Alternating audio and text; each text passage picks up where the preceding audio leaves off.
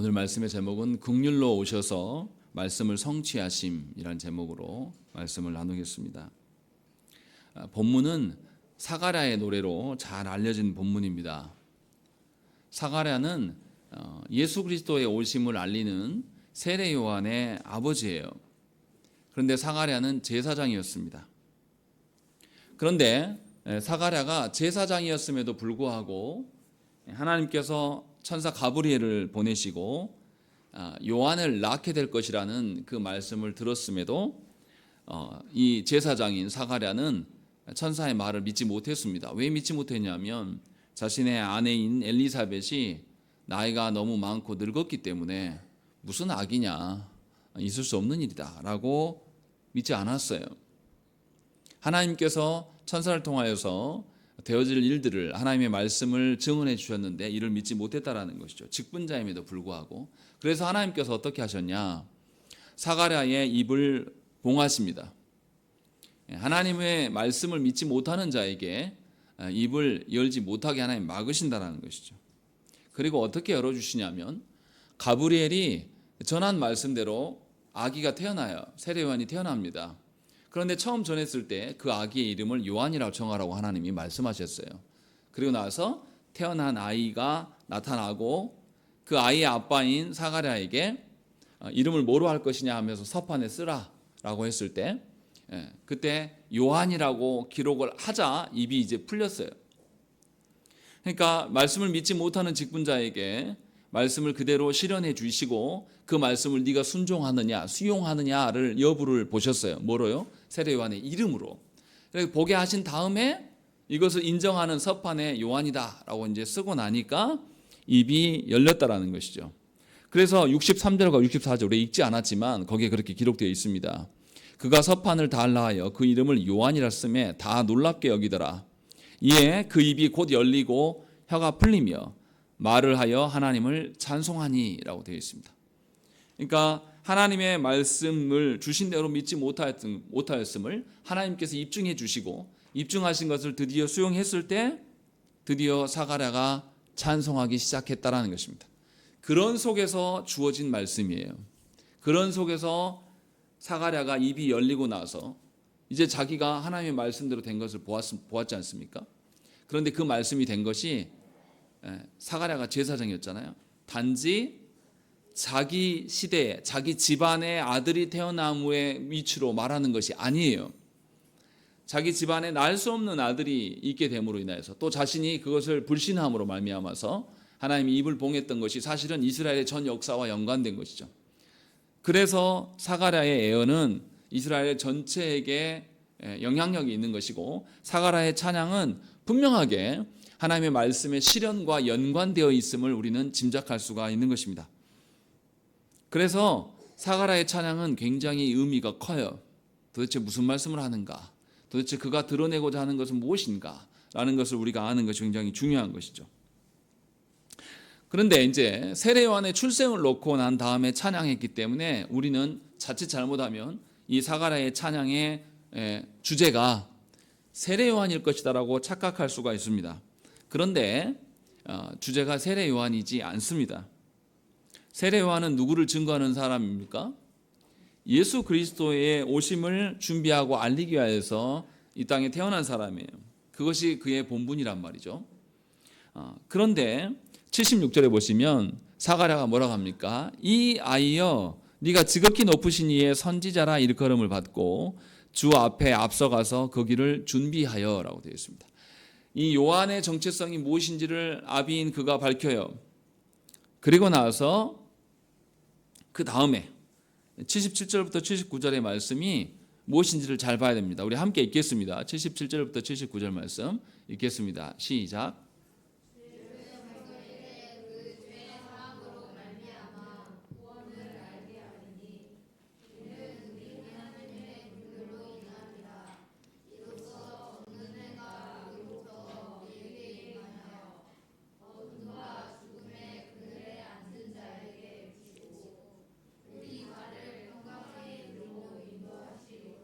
예, 77절부터 79절에 나와 있는 구원이다.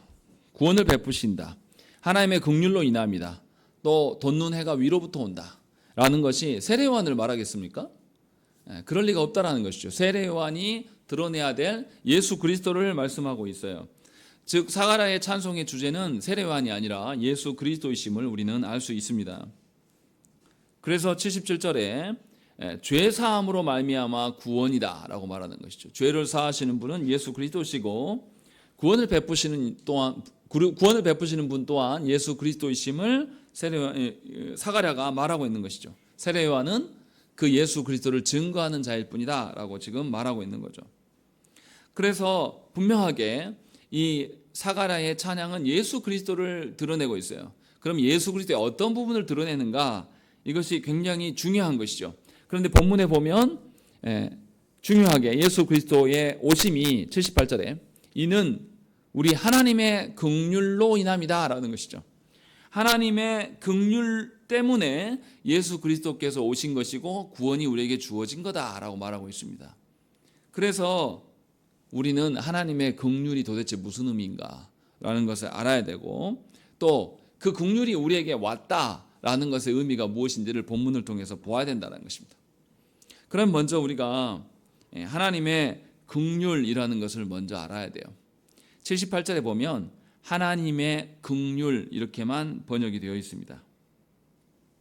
그런데 원래 원어 성경에는 하나님의 내장, 긍휼 이렇게 되어 있어요. 하나님의 이 내장인 긍휼 이렇게 되어 있단 말이죠.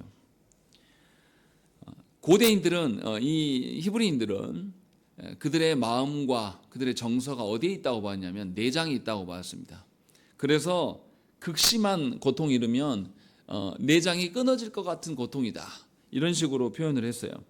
그래서 우리는 사람의 마음을 가슴이라고 생각하잖아요. 가슴이 아프다라는 이야기가 마음이 아프다는 소리잖아요. 우리 한국에서 그렇게 쓰이죠. 그런데 히브리인들에서는 이 내장이 그의 마음이라고 생각하는 것이고 내장 안에 그 사람의 정서가 이제 있다고 보는 겁니다. 그래서 내장이 끊어질 듯한 아픔을 겪는다라는 것은 그의 마음이 끊어진다라는 것이죠. 그래서 그의 정서의 어떠함을 반응하고 있는 것입니다. 그러니까 하나님의 긍휼로 인하여 죄 사해 주신다라는 것은 하나님이 그냥 아무런 그런 생각 없이 그냥 아주 냉랭하게 네 죄를 사한다 이렇게 말씀하신 것이 아니에요. 하나님 안에서 깊은 곳에서부터 하나님의 내면의 깊은 곳 안에 들어있는 하나님의 정서가 이렇게 올라와서 그 정서의 반응으로서 죄사함에 대한 이야기가 있다라는 것입니다. 그것이 긍휼이라고 지금 말하고 있어요. 또 긍휼을 다른 식으로 해석하면 이 어미의 자궁이라고도 이야기를 합니다. 이 말이 무엇입니까? 하나님께서 긍휼하심으로 말미암아 우리를 긍휼히 여기심으로 말미암아서 우리를 재창조하셨어요. 다시금 창조하셨어요. 다시금 어미의 자궁에서 생성케 하신 것과 같다라는 것이죠. 그런 의미에서 하나님께서 우리의 죄사함을 해주시는 것은 하나님의 깊은 내면의 정서에서부터 그것에서부터 올라오는 하나님의 긍휼히 여기심 이것에 근거하여서 우리 죄사함의 문제가 우리에게 적용되고 있는 것이다 라는 것을 밝히고 있는 것입니다. 그러니까 이런 게 아니에요. 그냥 길 가다가 어떤 불쌍한 거 보니까 아이고 불쌍하네 도와줘야지 이런 거 그냥 번뜩 든 생각이 아니라 하나님께서 우리의 죄의 문제를 가지고 아주 오랫동안 깊이 아파하시면서 그것이 하나님의 그 감정이 하나님의 전부를 이렇게 휘감으면서 그렇게 발현된 것이 하나님의 긍휼이라는 것입니다. 그래서 하나님의 긍휼은 영원부터 있었다라는 거예요. 잠깐 번뜩 우리를 돌아보다가 보니까 아무개가 너무 불쌍하단 말이에요. 갑자기 알고 하는 게 아니라 영원부터 여러분들은 한 영혼의 그 영혼의 상태를 하나님 다 아시고 그것을 불쌍히 여기셔서 아주 깊은 그 예정하심 속에서 아주 치밀한 예정 가운데서 그 모든 것을 인류에게 보이시기 위해서 하나님의 구원을 베푸셨다는 것입니다. 그러니 하나님의 깊은 정서가 하나님의 깊은 마음이 반영된 것이 하나님의 긍휼이고 그 긍휼의 결정체가 누구냐면 바로 아드님이신 예수 그리스도이심을 우리는 알아야 된다는 것입니다. 그냥 단지 우리는 예수님이 오신 거 우리가 아는 것처럼 단편적으로 아주 그냥 그렇게 생각한단 말이에요. 성탄절하면 구유에 누인 아기 모습 생각하면서 뭐 그래 오신 거지. 뭐 이런 정도로 생각하는 경우가 많아요. 근데 그렇지 않다라는 것이죠. 하나님께서 아주 오래전부터 영원부터 우리의 죄를 대해서 하나님 고심하시고 그 문제로 인하여서 하나님의 정서가 반영된 것이 드러났어요. 그것이 긍휼이고 그 긍휼 때문에 하나님이신 그분이 우리에게 오신 것이에요. 그래서 68절에 뭐라고 써있냐면 찬송하리로다. 주 이스라엘의 하나님이여 그 백성을 돌보사 속량하셨다라고 되어 있는 것입니다. 하나님께서 그 백성을 그냥 번뜩 불쌍해서 도와준 게 아니라 돌아보셨다라는 거죠. 오셔서 살피셨어요. 그래서 우리를 속량하신 것이다 라고 사가랴가 밝히는 것입니다. 하나님은 어떤 분입니까? 그저 멀리 계신 분이 아니에요. 하나님께서는 전능하시기 때문에 우리를 완전히 초월하신 분입니다. 그래서 우리 입장에서는 굉장히 멀리 있는 것처럼 느껴져요. 그런데 하나님은 한 번도 당신의 백성들인 우리들에게 눈을 떼신 적이 없어요. 늘 돌아보시면서 우리들의 형편을 살피십니다. 사가랴 당시에 이스라엘이 어떻습니까? 로마의 압제 가운데 있었어요. 로마 전에는 헬라의 압제에 있었고, 헬라 전에는 메데아 바사의 압제에 있었고, 그 전에는 또 바벨론의 압제 속에서, 그 역사의 장관 역사 속에서 늘 압제 가운데 있었으면 하나님 아셨다라는 것입니다. 그래서 하나님께서는 영원부터 이들을 불쌍히 여기시고 불쌍히 여기셨던 것들을 이제 궁극적으로 드러내 보이신 것이 바로 예수 그리스도시요.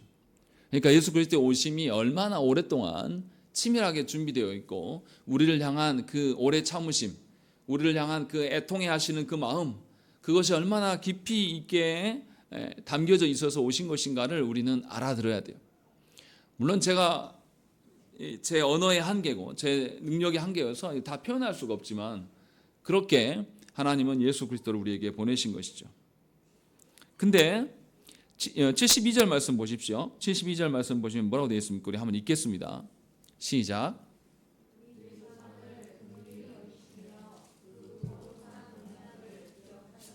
여기에 언약과 기억하셨다가 되어 있습니다. 하나님께서 우리에게 약속하실 수 있는 근거가 무엇입니까? 하나님의 긍휼 때문이에요. 하나님의 긍휼이 무엇이었습니까? 아주 오랫동안 우리를 향하여서 아파하신 하나님의 정서예요. 그 깊은 정서가 있기 때문에 예정이 있는 것이고 예정하신 것이 있기 때문에 우리에게 약속하실 수 있는 겁니다. 세상에 어떤 신도 그 신을 믿는 자들에게 언약으로 다루시는 신은 없어요. 하나님밖에 없습니다. 하나님 언약하셨는데 뭐라고 되어 있습니까? 언약을 기억하셨다라고 되어 있습니다. 왜 기억하셨다라고 할까라는 것을 생각을 해봐야 돼요. 만약에 언약을 기념하셨다라고 했으면 의미가 어떻게 바뀝니까? 기념과 기억의 차이는 뭘까요? 기념은 과거에 있었던 일로만 그냥 회상하는 겁니다. 현재 별로 상관이 없어요. 기억하셨다는 의미는 뭐냐면 과거에 있었던 일이 현재에도 영향을 주고 있고 과거에 있었음이 현재뿐만 아니라 미래에도 계속 지속되는 것이기 때문에 기억하신다라고 이렇게 말씀하신다는 것이죠. 무슨 말입니까? 하나님은 우리를 구원하시기 위한 우리의 죄사함의 문제를 과거부터 또 현재에도 앞으로도 지속해 가실 것을 우리에게 말씀하고 있는 것이죠. 그래서 사가랴가 찬양할 때 무슨 이야기를 합니까? 69절에 다윗에 대한 언급을 하고 있고 70절에 거룩한 선지자의 입으로 말씀하신 것과 같다. 또 72절에 뭡니까? 우리 조상들에게도 약속하신 것이다. 그리고 73절에도 뭐라고 합니까? 우리 조상 아브라함에게도 맹세하신 것이다 라고 말하는 거예요. 무슨 말입니까? 하나님께서 이 약속하심을 기억하였다라는 것은 우리에게만 있었던 이야기 아니라 첫사람 아담부터 하나님의 그 죄 용서하심의 문제는 영원에서 예비되었기 때문에 아담에게도 하셨고 같은 이야기를 아브라함에게도 하셨고 이스라엘의 조상들에게도 하셨고 이스라엘이 대표로 여기는 다윗에게도 하고 계셨다라는 것을 지금 계속 말하고 있는 겁니다. 그래서 하나님께서는 이 구원의 이야기들을 아주 오랫동안 예비하시고 계속해서 계시하여 주셔서 우리에게 약속하신 것이다 라는 것을 말하고 있는 겁니다. 그래서 이 하나님께서 언약을 기억하셨다는 표현이 출애굽기에도 나와요. 출애굽기 2장 25절 말씀에 하나님이 이스라엘 자손을 돌보셨고 하나님이 그들을 기억하셨더라라고 되어 있습니다. 거기에서도 하나님이 돌보시고 기억하셨다. 오늘 본문에도 68절에서 그 백성을 돌보셨다. 72절에서 언약을 기억하셨다라고 말씀하고 있는 거예요. 그러니까 하나님이 우리의 삶에 대해서 계속해서 지속적으로 이렇게 찾아오셔서 보시고 살피시고 그것을 기억해 내신 거예요. 그 이야기를 지금 하고 있는 거예요. 바로의 폭정 앞에서 학대를 받고 아들을 잃어야 될 이스라엘의 상황에 대해서 하나님께서 모르시지 않았다라는 것입니다. 이미 알고 계셨고 이들의 울부짖음에 대해서 들으시고 그들을 찾아가셨어요. 그리고 그들을 찾아가실 때 어떻게 하셨습니까? 모세를 예비자로 세워놓고 예비해 놓고 그 모세를 보내셨어요. 모세로 말미암아서 신방가게 보내신 것이죠. 그래서 그들의 형편이 무엇인지를 왜 보내셨습니까? 하나님 보내시지 않아도 돼요. 그런데 왜 보내십니까? 누구 때문에요? 이스라엘의 어리석음 때문에. 하나님은 누구를 보내지 않으시고도 멀리서도 얼마든지 해결하실 수 있는 전능하신 하나님이에요. 그런데 그 하나님의 행하심을 이스라엘이 압니까 모릅니까? 알 길이 없어요. 그래서 보이지 않기 때문에 하나님의 구원을 아예 이스라엘이 소망하지 않았습니다. 그래서 모세가 이스라엘에게 나타났을 때 나타나서 바로에게 가서 이 백성들 하나님께 예배해야 되니까 풀어줘라 라고 했을 때 바로가 더 핍박하잖아요. 더 많은 일들을 보여주지 않습니까? 더 학대하고. 그러니까 이스라엘이 뭐라고 합니까 모세한테? 당신 때문에 우리가 더 괴롭다. 떠나라 제발. 이렇게 말한단 말이에요. 그러니까 이스라엘이 하나님의 그 구원하심에 대한 그 소망이나 어떤 그런 것이 전혀 없었다라는 거죠. 그래서 하나님께서는 모세를 예비해서 보내신 거예요. 알아듣지 못하는 자들에게 확증해 보이시기 위하여서 보내신 거죠. 대리자를 신방 보내신 겁니다. 성도들도 어떻습니까? 우리가 예수 믿는다고 말하지만 우리는 참 취약하고 연약한 자들입니다. 그래서 하나님의 확증을 보여달라고 자꾸 이야기를 해요. 그래서 어떻습니까? 목회자가 신방 와주기를 바라고 목회자가 오는 것과 오지 않는 것에 대해서 의미를 부여하는 분들이 간혹 있어요. 물론 의미 없다라고 말하기도 그렇지만 그것이 정말로 의미가 있는 것이냐. 하나님의 구원의 큰 역사 속에서 사람 한 명이 오고 가는 것이 얼마나 영향이 있겠습니까? 사실은 아무런 미미한 것이에요. 그런데 무엇 때문입니까? 우리 어리석음 때문이에요. 우리의 미련함 때문에 하나님께서는 이렇게 신방을 보내셔요. 구약에서는 대리자를 하나님께서 백성들에게 보내셨습니다. 그런데 그 대리자가 아니라 실제로 하나님께서 오신 사건이 바로 무엇입니까? 예수 그리스도께서 이 땅에 오심이에요. 예수 그리스도께서 실제로 하나님이신 그분이 우리에게 오셔서 신방하러 오신 겁니다. 그것이 예수님의 나으심이에요. 이것은 세상의 방식과 완전히 다릅니다. 세상에 힘 있는 자, 세상에 힘 있는 사람에게 가서 나의 억울함을 호소하고 내 문제를 해결받으려면 세상 사람들은 힘 있는 자 앞에 어떻게 나아갑니까? 어떻게 가요? 예를 들어서 무당한테 내 문제를 해결받으러 가려면 빈손으로 갑니까? 아니, 복채를 다 예비하고 가요. 그리고 무당이 나보다 더 나이가 어려도 무당이 우리한테 반말합니까? 아니면 존대해 줍니까? 전부 반말하면서 하대해요. 우리 동자신이 말하는데 너 이렇게 해야 돼? 하면서 막 반말하는. 이것을 세상 사람들이 당연시 여긴단 말이에요.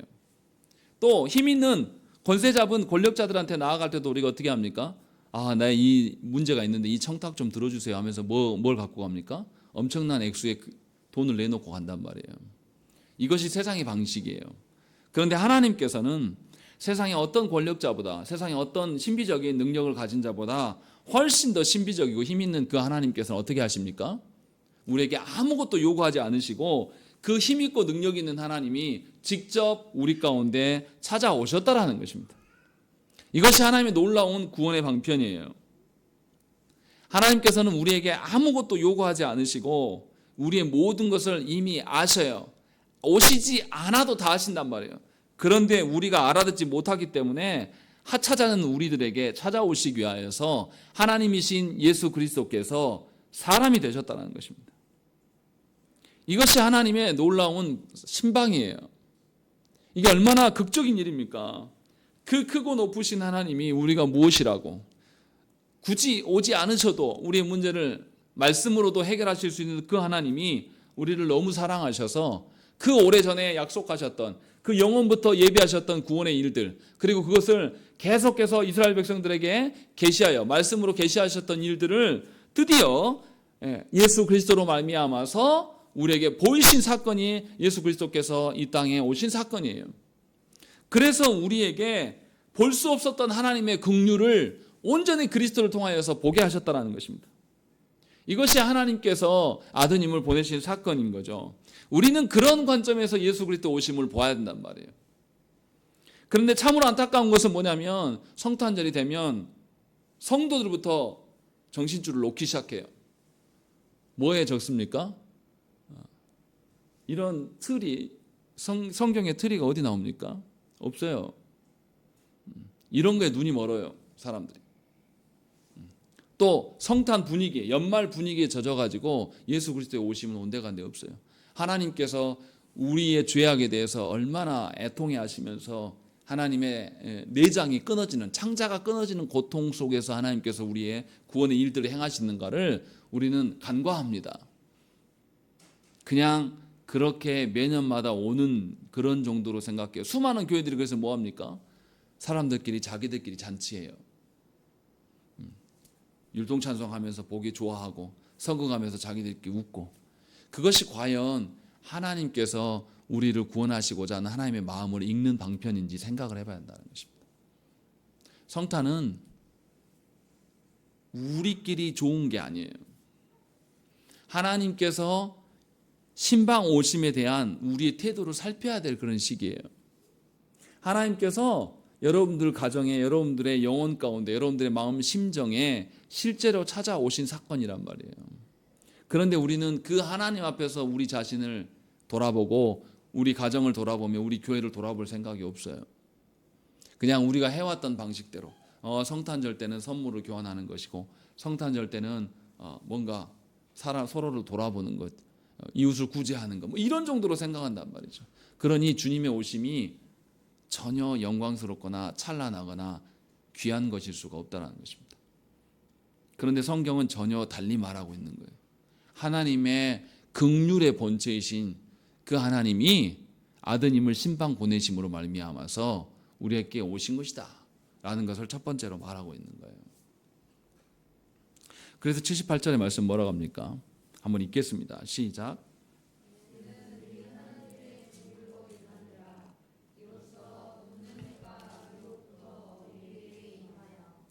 예, 정말로 하나님의 이 구원과 긍휼을 바르게 이해하는 자들은 하나님의 긍휼 때문에 임한 것임을 고백할 수 있어요. 자신의 애처로움이나 자신의 어떠함에 근거하지 않고 하나님의 긍휼을 알아듣고 그 긍휼에 근거해서 하나님 구원해 주십시오라고 요청할 수가 있는 겁니다. 시편 51편 1절 말씀에 보면 다윗이 뭐라고 합니까? 하나님이여 주의 인자를 따라 내게 은혜를 베푸시며 주의 많은 긍휼을 따라 내 죄악을 지워 주소서, 이렇게 말씀하고 있네요. 두 번이나 하나님의 영광, 하나님의 인자, 하나님의 긍휼로 인하여서 나를 살리시옵소서라고 말한단 말이에요. 자신의 순종함이나 자신의 행함을 근거해 말하는 게 아니라 하나님의 긍휼이 있기 때문에, 하나님의 긍휼이 말씀으로 드러나기 때문에 그것을 알아듣고 그것을 근거로 구원을 요청한다는 것입니다. 다윗이 이런 고백을 한다는 거죠. 이게 충격적인 거예요. 다윗은 성군이고 다윗은 굉장히 큰 왕으로 우리는 압니다. 그런데 다윗도 뭐라고 하냐면 자신의 어떠함으로는 하나님 앞에 설 수 없다. 하나님의 긍휼만이 자신의 살 길이고 소망이다 라는 것을 밝히고 있다는 것입니다. 그러니까 다윗이 뭘 알았다라는 것이죠? 하나님의 긍휼이 얼마나 오래전부터 나를 향하고 있었고 그것이 하나님의 깊은 정서에서부터 흘러나온 하나님의 긍휼인지를 그가 알았기 때문에 자신의 형편을 두고 하나님의 구원을 요청한 게 아니라 하나님의 긍휼을 두고 하나님의 인자하심을 두고 그가 하나님의 구원을 요청했다는 것입니다. 그리고 그 맥락 안에서 언약이 그들 가운데 있음을 그들은 알았어요. 그 언약이 하나님의 긍휼의 인함이다 라는 것을 말하고 있다는 것입니다. 우리는 어떻습니까? 하나님이 주신 언약을 주셔도 우리는 그것을 무시합니다. 존중하지 않아요. 그래서 언약을 우리는 늘 파기합니다. 그런데 하나님은 우리가 파기해 놓은 언약을 어떻게 합니까? 계속 지키시고 그 언약을 보수하십니다. 그래서 우리에게 소망이 있는 겁니다. 하나님께서 지속적으로 그 언약을 유지하시고 언약에 스스로 메어주시지 않으면 우리는 하나님을 알 길이 없어요. 하나님께서 아담에게 언약하셨던 바가 지금까지도 존재할 수 있었던 건 하나님이 그 언약을 지키시고 매이셨기 때문이고, 그 언약의 실체이신 예수 그리스도께서 우리에게 오셔서 확증해 주셨기 때문이라는 것입니다. 그것이 예수 그리스도의 신방이에요. 바로 예수 그리스도의 이 땅에 오심이라는 것입니다. 그러니까 저와 여러분들은 알아들어야 돼요. 하나님께서 우리 가운데 오심의 참된 의미가 무엇인지를 알아야 된다는 것입니다. 누가복음 7장 16절 말씀 보시면, 모든 사람이 두려워하며 하나님께 영광을 돌려 이르되 큰 선지자가 우리 가운데 일어나셨다 하고 또 하나님께서 자기 백성을 돌보셨다 하더라, 이렇게 말씀하고 있습니다. 나인성 과부가 하나밖에 없는 아들을 잃었어요. 그 아들을 잃었을 때 예수께서 그 아들을 살려주십니다. 그때에 이 나인성 과부가 고백한 내용이 바로 제가 읽었던 말씀이에요. 큰 선지자가 우리 가운데 일어났고 자기 백성을 돌보셨기 때문에 내 아들이 살아났다라는 것. 하나님의 어떠하심 때문에 자기 아들이 살 수 있었다라고 고백하고 있는 거죠. 이것은 78절의 표현과 굉장히 비슷합니다. 78절에 하나님의 긍휼로 인함이다 라고 말해놓고 그 다음 해가 중요한 이야기입니다. 돋는 해가 위로부터 우리에게 임하였다 라고 되어 있습니다. 여기 좀 이상하지 않습니까? 돋는 해에 해가 어디서 옵니까? 해가 막 이제 돋아요. 그럼 해가 어디에 있습니까? 위에 있습니까? 옆에 있습니까? 옆에 있잖아요. 근데 왜 또 위로부터 온다 그럽니까? 도대체 뭔 말을 하려고 하는 걸까요? 이 의미를 우리가 좀 알아들어야 돼요. 에레미야 23장 5절 말씀에 여호와의 말씀이니라, 보라 때가 이르리니 내가 다윗에게 한 의로운 가지를 일으킬 것이라. 그가 왕이 되어 지혜롭게 다스리며 세상에서 정의와 공의를 행할 것이며 라고 되어 있습니다.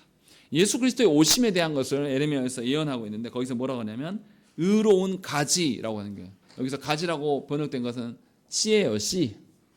씨는 무엇을 말합니까? 새로운 시작을 이야기를 하는 거예요.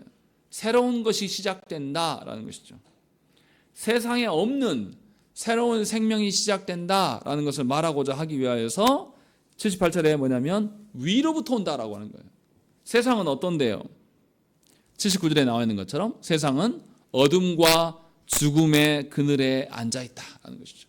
그래서 세상은 죽음밖에 없는데 그 세상에 생명의 씨 대신 예수 그리스도께서 해처럼 이 땅에 오신다라고 말하는 거예요. 그래서 새로운 시작이 시작되고 있다, 이것을 말하려고 해서 78절에 뭐라 그러냐면 돋는 해라고 이야기를 하고 있는 거예요.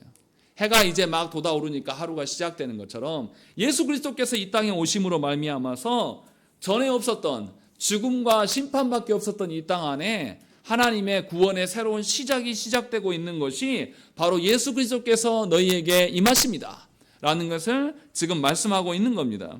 그래서 히브리서 4장 16절 말씀에 그러므로 우리는 긍휼하심을 받고 때를 따라 돕는 은혜를 얻기 위하여 은혜의 보좌 앞에 담대히 나아갈 것이니라 라고 말씀한 거예요. 예수 그리스도께서 오셨기 때문에 우리가 하나님의 긍휼을 예수 그리스도를 통해서 보게 되는 거예요. 아, 하나님이 우리를 향한 그 애처로우신 하나님의 그 정서, 하나님의 그 오래 예정되었던 그 하나님의 구원의 마음들이 예수 그리스도 안에서 다 드러났다는 거죠.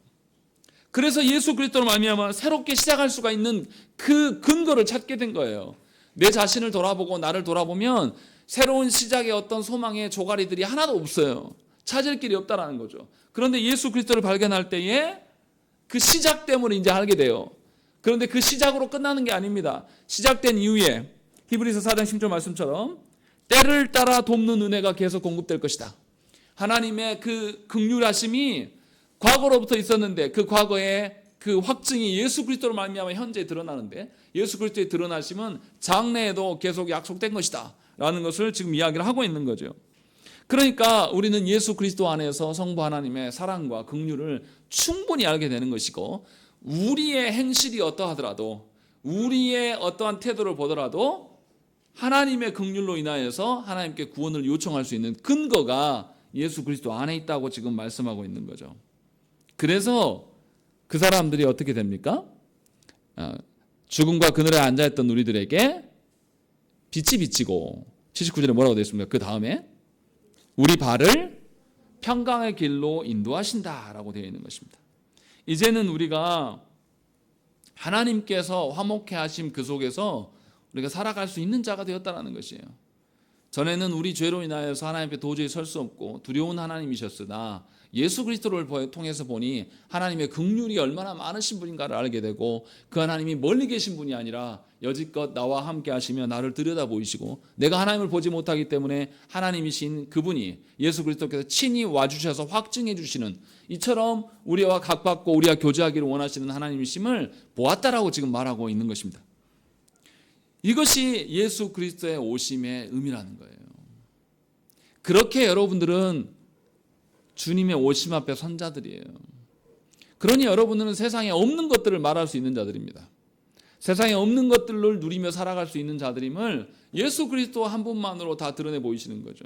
그러니까 여러분들의 현재의 존재함과 여러분들이 현재의 교회로서 존재하여서 이 땅 가운데 드러내야 될 것은 영원 전부터 있었던 하나님의 긍휼하심이에요. 그것을 여러분들이 드러낼 수 있다는 것입니다. 이 하나님의 영원부터 있었던 우리를 향한 내면적인 그 긍휼하심이 예수 그리스도를 통해서 드러났다는 사실. 그런데 여기서 하나 더 생각을 해봐야 됩니다. 예수 그리스도께서 그냥 스스로 드러내신 것이 아니라 오늘 이 사가랴의 찬양에 보면 누가 등장합니까? 예수 그리스도를 예비하는 누가 드러나요? 세례 요한이 드러난단 말이에요. 여기에 우리의 소망이 있습니다. 하나님께서 그냥 드러내 보이셔도 돼요. 그런데 왜 사람인 세례 요한을 들어서 사용하셨을까요? 이 부분을 한번 생각을 해봐야 됩니다. 세례 요한을 사용하셨다는 것은 하나님께서 앞으로 하나님의 긍휼을 드러내시는 일에 있어서 누구를 사용하시겠다는 거죠? 사람을 사용하시겠다는 거죠. 그래서 하나님께서는 우리를 교회로 부르신 겁니다. 하나님이 친히 하셔도 될 일인데 우리에게 세례요한과 같은 기회를 주셔서, 그래서 79절에 우리 발을 평강의 길로 인도하신다. 우리가 평강의 길을 걸어가는 것을 누가 보는 거죠? 세상을 바라볼 수 있다 지금 말하고 있는 겁니다. 그러니까 예수 그리스도의 오심 그 자체로도 너무나 놀라운 그 은총인데, 그것으로 끝나는 것이 아니라 이 일을, 예수 그리스도를 드러내는 일을 세례 요한에게 위임하신 거예요. 그것이 우리에게 있는 겁니다. 그래서 히브리서 말씀에서 이것이 드러나 보입니다. 우리 한번 말씀 찾아보시죠. 히브리서 12장 14절부터 보겠습니다. 히브리서 12장 14절, 신약성경 367페이지에 있습니다. 히브리서 12장 14절부터 16절의 말씀을 우리 함께 보겠습니다. 신약성경 367페이지 히브리서 12장 14절부터 보겠습니다. 우리 함께 읽겠습니다. 시작.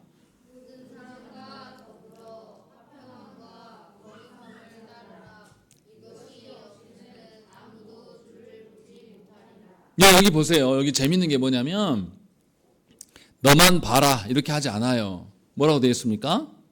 모든 사람과 더불어서 화평함과 거룩함을 따라야 된다라고 말하고 있는 거예요. 이것이 교회된 자들에게 지금 권면하고 있는 말씀입니다. 그리고 이것이 없이는 아무도 주를 보지 못한다라는 것, 하나님의 은혜 없이는 볼 수가 없다라는 걸 이야기하고 있고, 15절에 보세요. 15절 읽겠습니다. 시작.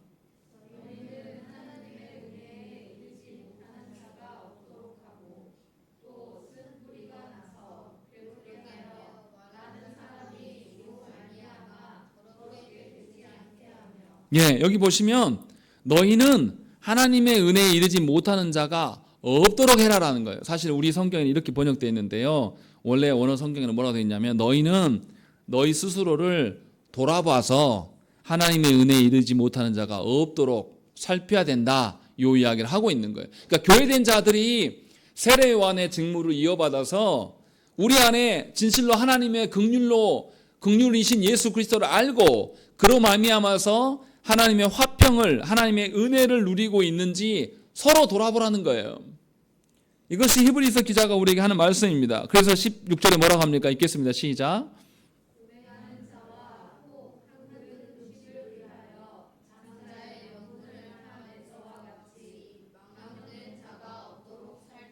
네, 너희들 중에 이러한 망령이 여기는 자, 에서와 같은 그런 사람, 이런 사람이 없도록 뭐하라고요? 서로 살펴라 라고 히브리서 기자는 우리에게 명령하고 있는 겁니다. 그러니 예수 그리스도로 말미암아서 드러난 하나님의 긍휼을 아는 자, 이 긍휼을 받은 자는 예수 그리스도께서 우리를 살피시기 위하여서 우리에게 신방 오셨음을 경험한 자예요. 우리는 하나님께서 친히 우리 가운데 오심을 예수 그리스도를 통해서 보았단 말이에요. 그러니 우리는 이웃들에게, 같이 교회된 지체들에게 어떻게 해야 됩니까? 하나님의 신방하심을 우리의 사명으로 여기고 우리가 함께 그 일에 서야 된다는 것입니다. 사도행전 20장 28절 말씀에도 이렇게 되어 있어요. 여러분은 자기를 위하여 또는 온 양떼를 위하여 삼가라. 성령이 그들 가운데 여러분을 감독자로 삼고 하나님이 자기 피로 사신 교회를 보살피게 하셨느니라 라고 되어 있습니다. 교회된 우리들에게 우리를 감독자로 세우셨다라고 말씀하고 있어요. 어제 오후 예배 때도 말씀드렸잖아요. 교회의 감독은 군림하는 자가 아니에요. 교회의 직분자는, 장로는 다스리는 자인데 그 다스림이 왕과 같지 않아요. 섬기는 자라고 말씀을 드렸어요. 마찬가지로 하나님께서 우리를 교회 삼으시고 교회된 우리를 통하여서 세상 가운데 하나님의 긍휼이신 예수 그리스도를 드러내라고 하나님께서 말씀하셨어요. 그래서 우리는 개별적으로 선 것이 아니라 우리는 교회로 서 있는 것이죠. 그리스도의 몸으로 서 있는 자들이에요. 그러니 우리 안에서 드러나야 될 것은 그리스도 안에서 드러난 하나님의 긍휼이에요. 영원 전부터 계획하셨던 하나님의 그 긍휼, 오래 참으시면서 끝없이 인내하시면서 계시하여 주셨던 그 하나님의 긍휼이신 예수 그리스도를 우리는 맛보았단 말이죠. 이것을 전하는 자로 하나님께서 우리를 불러놓으신 것이다 라는 것이 사가랴의 찬양의 핵심이에요. 그것에 우리가 서 있는 것입니다.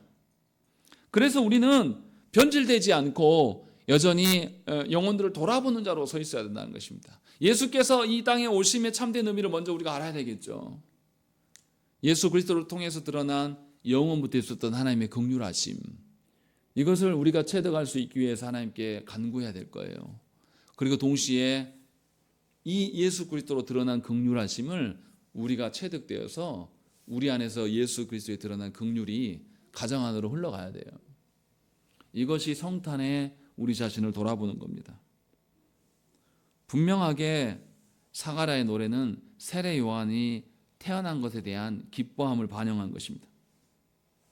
세례 요한을 세워서 예수 그리스도를 더더욱 드러나게 하신 것처럼 하나님께서 세상을 향하여서 교회된 우리를 세우심으로 말미암아 예수 그리스도를 드러내시기를 기뻐하신다는 것입니다. 그러니 우리는 우리를 위하여서 존재하는 자들이 아니에요. 우리는 하나님을 알지 못하는 자들을 위하여서 예수 그리스도께서 하나님이신 그분이 신방 오셨음을 전하는 자가 되어야 되는 거예요. 어떻습니까? 목회자가 가정에 신방 가기 위해서 미리 광고를 합니다. 약속을 잡아요. 뭐 하라는 거죠? 목사님이 신방 오니까 집 치우고 음식 준비하라고 그러라고 지금 광고하는 겁니까? 아니에요. 하나님께서 이 목회자를 통하여서 내 형편과 상황을 다 낱낱이 다 들여다보게 하시고 그 속에서 하나님의 말씀 앞에서 교정받을 것이 무엇인지를 살피라고, 그런 마음의 준비를 하라고 광고하면서 신방 받을 준비를 하라는 것이죠. 마찬가지예요. 교회된 여러분들이 세상에 나아가서 하나님의 오심에 대해서 증거해야 돼요. 야야 봐라. 하나님이 계시기에 우리가 지금 교회가 있는 것이고 교회를 통하여서 우리는 하나님의 긍휼을 볼 수가 있는 것이다. 예수 그리스도를 통해서 이게 드러난다. 이것에 대해서 경각심을 갖고 살아야 될 것들을 알려야 돼. 그리고 정말로 하나님이 역사하셨을 때에 저들이 성령님의 역사하심을 긍정적으로 받고 거기에서 순복함으로 회개하는 역사가 있기를 예비하는 자로서 우리가 서야 한다는 것이죠. 이거 오해하시면 안 돼요. 그럼 우리가 영혼을 바꿀 수 있는 거냐? 그렇진 않아요. 우리는 그럴 수 있는 자는 아닙니다. 분명히 주께서 오시고 성령께서 오셔서 행하셔야지만 모든 것이 가능해요. 그런데 감사한 건 뭐냐면 그 일에 우리를 참여시키시고 예수 그리스도의 오심의 참됨을 우리에게 알리셨다는 겁니다. 여러분들 해보셨는지 모르겠습니다. 저도 신학교 가기 전에 제가 성경을 잘 어느 정도는 알았어요. 교리도 어느 정도 체계는 알고 있었고요. 근데 제가 신학교 가서 깨달은 게 있습니다. 신학교 가니까요, 말씀을 전해야 돼요. 사역자가 되니까요, 말씀을 가르쳐지게 되더라고요. 가르쳐 보니까 내가 전에 알았던 것하고 비교가 안 될 정도로 제가 알게 돼요. 가르쳐 보고 나서야 드디어 하나님의 말씀이 이런 거였구나라고 고백하게 되는 거예요. 그러면서 그때 회개 많이 했어요. 내가 청년 때 너무 교만 따랐구나. 성도들이 본인들이 안다고 말하는 것이 얼마나 허망한 것인가를 거기서 깨달은 겁니다. 무슨 말씀입니까? 여러분들이 진실로 하나님의 긍휼을 온전히 누리려면 여러분들은 예수 그리스도의 복음 대신 예수 그리스도를 증거해야 되고 가르쳐야 됩니다. 그렇지 않고는 여러분들 전혀 알지 못해요. 여러분 스스로 안다고 말할 것입니다. 그러나 교회는 신앙 고백을 전수해 왔습니다. 전수했단 말이 무엇입니까? 자기가 가르침을 받고 가르침을 받은 것을 누구한테 또한 가르쳤다라는 거예요. 그래서 자녀의 교육은 누구 책임입니까? 부모 책임이에요. 누구를 위한 겁니까? 자녀를 위함이기도 하지만 누구를 위한 겁니까? 바로 여러분 자신을 위한 거예요. 하나님의 말씀을 세례 요한처럼 예수 그리스도의 오심을 예비해 본 사람만이 예수 그리스도께서 오셔서 오신 그 하나님의 긍휼을 조금이나마 알게 된다는 것입니다. 주님은 이러한 특권을 주시기 위해서 오늘 이곳에 오신 거예요. 예수 그리스도의 오심의 그 성취는요, 아브라함에게 하셨던 약속의 성취이기도 합니다. 하나님께서 아브라함에 대한 3가지 약속을 하셨잖아요. 그 중에 어떤 성취겠습니까? 아브라함을 통하여서 열방의 복의 통로가 되게 하겠다라고 하신 그것이 예수 그리스도의 오심이고 그 예수 그리스도의 오심을 증거하고 드러내는 자로서 저희들이 지금 서 있는 것입니다. 그러니 저와 여러분들이 우리 자신을 돌아봐야 돼요. 정말로 예수 그리스도께서 하나님의 긍휼로 오신 것인가? 그리고 말씀을 성취하신 것이 정말로 내가 인정하고 그 일을 드러내는 자로 서 있는지를 돌아보셔야 한다는 것입니다. 그냥 듣고만 있고 멈춰 있다라면 여러분들은 하나님의 긍휼을 아직 모르는 겁니다. 바라기는 여러분들이 진심으로 세상 속에서 아직 같은 가정을 꾸리고 있지만 하나님을 알지 못하는, 하나님의 긍휼을 전혀 알지 못하는 우리의 아버지, 우리의 남편, 또 우리의 친척들에게 하나님의 복음을, 그리스도를 통하여서 드러난 하나님의 긍휼을 전하십시오. 그럴 때에 드디어 여러분들이 하나님의 긍휼의 크기를 알게 되고 하나님께 의존할 수가 있게 됩니다. 우리 함께 기도하시겠습니다.